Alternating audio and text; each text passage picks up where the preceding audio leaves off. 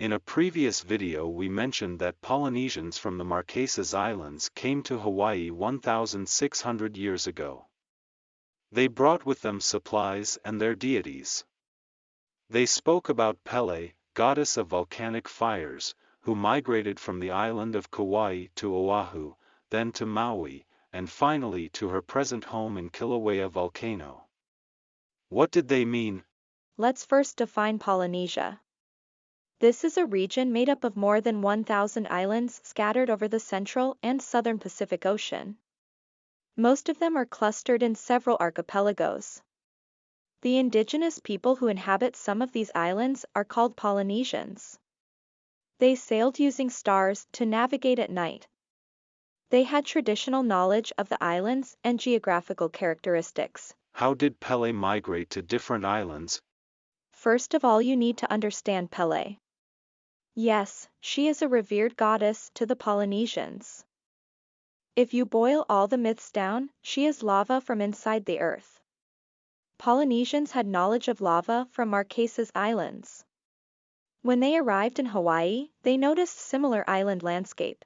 In 1840s, a U.S. geologist explored Hawaiian Islands and noted their increase in age to the northwest. His observations were based on weathering of the lavas, erosion of the islands by waves and streams, and that the growth of reeds around the islands progressively increased away from the island of Hawaii. He correctly established the islands' relative ages. The Polynesians also possessed this knowledge.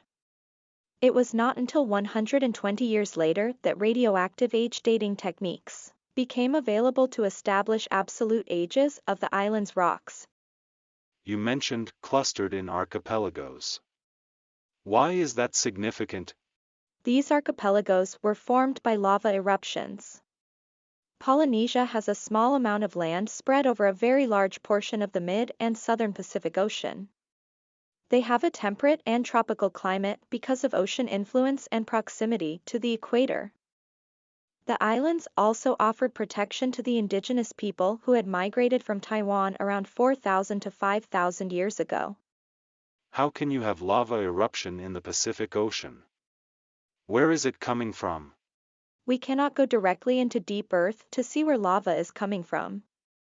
Scientists have sent underwater cameras to the ocean crust and have seen lava coming out in places. Scientists also have developed theories and inferences supported with sensor measurements. From these inferences and analogies, scientists have developed models of the Earth. Why can't we go deep into the Earth if we can go to the Moon? Surely, humans have shown that they can do what was once considered impossible. I didn't say you couldn't try. Take a look at this next chart. The deepest gold mine in South Africa is 2.5 miles deep. At that depth the temperature is around 150 degrees Fahrenheit. Humans began to experience psychological and physical ailments at low depths. The deepest borehole ever drilled is about 7.6 miles below the surface. As the depth increases into the earth, temperature and pressure rise. Temperatures in the crust increase about 15 degrees Celsius per kilometer. Tremendous pressure and temperature act upon the shaft or borehole, making drilling operation difficult as drilling goes deeper. That is barely scratching the surface as the Earth's center is 6,370 kilometers deep. You mentioned that scientists have developed models of the Earth. What are these? Let's dive into a model Earth and take a look at what we know today. Earth is made of 7 major layers of different types of rocks, as you can see in this cross-section of the Earth. At the center is a quasi-solid core made of mostly iron and nickel. It is surrounded by molten or core liquid of the same composition. You said pressure and temperature increases with depth. Then how can you have hotter solid core inside hot liquid? Yes, the temperature of the inner core is far above the melting point of iron. The inner core's intense pressure due to the entire planet and its atmosphere prevents the iron from melting. The pressure and density are too great for the iron atoms to move into a liquid state. Because of this, some scientists prefer to think of the inner core as a plasma behaving as a solid. The liquid outer core separates the inner core from the rest of the Earth. As a result, the inner core rotates eastward, like the surface, but it's a little faster, making an extra rotation about every 1,000 years. Why is the core rotating faster? Now we dive into the Earth's past. You noted that the Earth's core is the very hot, very dense center of Earth. But Earth is older than the core. When Earth was formed about 4.5 billion years ago, it was a uniform ball of hot rock. Radioactive decay and leftover heat from the collision, accumulation, and compression of space rocks caused the ball to get even hotter. Eventually, after about 500 million years, Earth's temperature heated to the melting point of iron of about 1,538 degrees Celsius.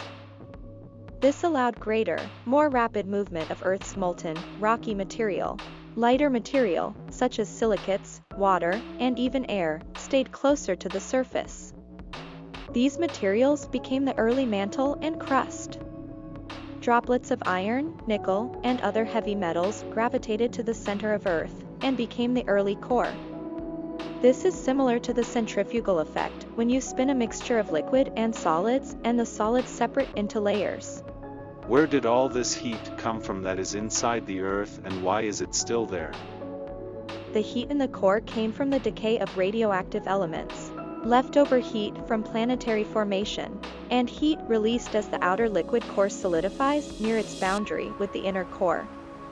Unlike the mineral-rich crust and mantle, the core is made almost entirely of iron and nickel. The Earth has thick layers of rocks which act like blankets to keep the heat in, although some is lost over millions of years.